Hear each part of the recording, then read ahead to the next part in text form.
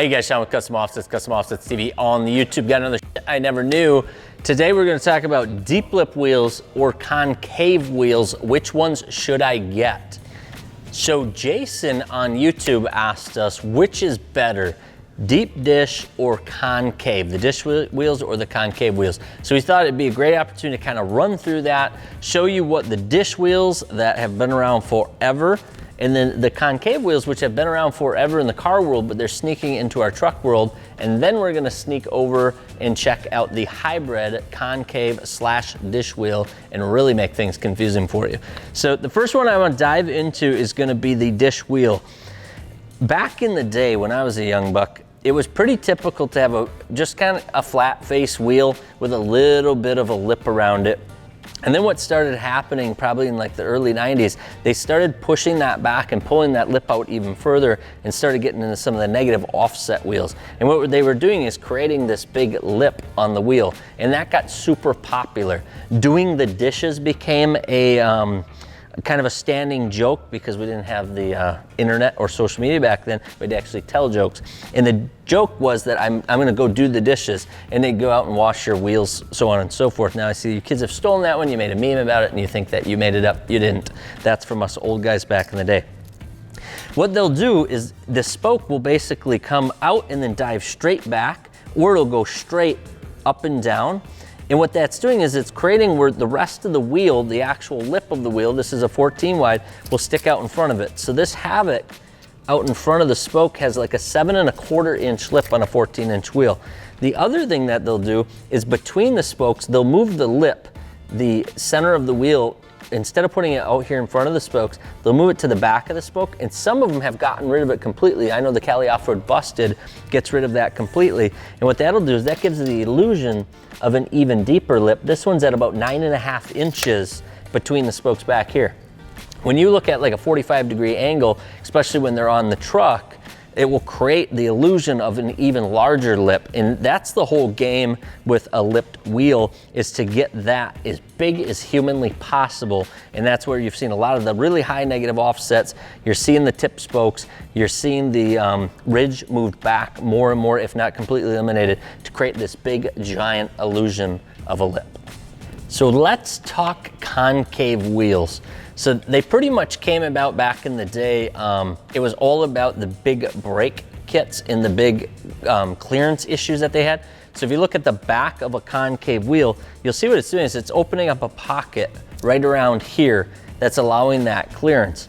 What that does from the face of the wheel is it keeps the center back where it would be. So it's got the same, big negative offset that a lot of the truck wheels have, but the spokes come all the way to the front, or they even will pass the front lip of the wheel and stick out. Like on this Fuel Assault, those spokes actually protrude past the lip of the wheel, past the face of the wheel. I would say these guys are probably 3/4 inch past the front of that wheel. And what that's doing is it's elongating the spoke even more.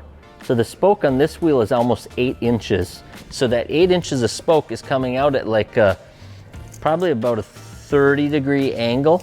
And the depth of it is what we're always looking at, because that's what your eye catches. It's about 6½ inches from the face of this spoke to back where the bolt pattern is. So this whole wheel, the whole center looks like it's pushed 6½ inches back. And that's what's causing this concavity, or this crushed in look on the center of the wheel. And that's what people are going for. That's what the look is all about. You'll notice on a concave wheel, you really don't have a lip whatsoever. It's not about that at all. It's more about, as that wheel turns, it almost gives it that vortex, or that sucked in look, as far as pulling the center of the wheel in, and the spokes really look like they're protruding or coming out of the center of that wheel. And that's the whole concept between concavity. We started seeing these in the truck world probably in the last 10 years. Hasn't been that long, if even that long. And I think it's got more and more popular. SUVs are super popular for running the concave wheels, because they've just got a cleaner, classier look to them versus a big deep dish wheel. So I think that's where those guys started gaining their popularity. So the bigger sizes, the anything SUV related, I think is where you see a lot more of the concave run versus the dish wheels. If you absolutely can't decide between the dish wheel and the concave wheel, folks like Hostile are gonna fix that problem for you. This is probably the newest trend. We saw a ton of them at SEMA. This was one of the hot things that they were talking about.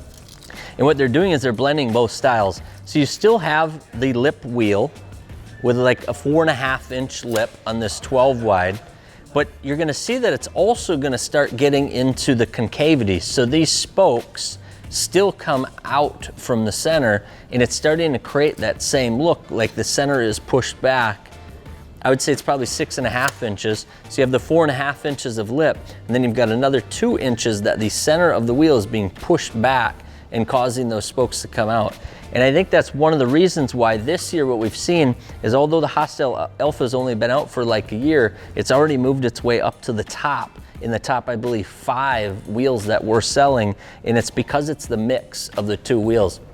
I think folks that still want that lip, but they also like the look of the concave wheel look that's so popular from cars and SUVs, and now moving into the truck world, that's where this is the itch that Hostile scratched when they came out with what we're calling the hybrid, the combination between the concave and the deep lip wheel. So Hostile's done it. We saw quite a few of them, like I said, at SEMA, and I think you're gonna continue to see more. Now, personal opinion, I think the lip guys are gonna miss the lip of their wheel, and the concave guys are gonna miss the insane concavity. So they're probably gonna go back to picking one or the other, but I can't tell the future. I know that I'm still into the huge lip wheels. I think on a stanced out truck, that's just the best look because it really puts the tire out there and it really makes that wheel stand out. But I have also seen a lot of the dealer builds we've done with the fuel salt, and been really happy with how it looks when it's done. It gives it a higher end luxury look, I guess, or a more mature look than your deep lip wheel. So it'll be interesting to see how the hybrid does, but that is your answer to your question, Jason. The answer is that's the best of the best for the deep lip and what you can expect. That's the ins and the outs of the concave. And if you just can't figure it out, just get yourself a hybrid. Peace.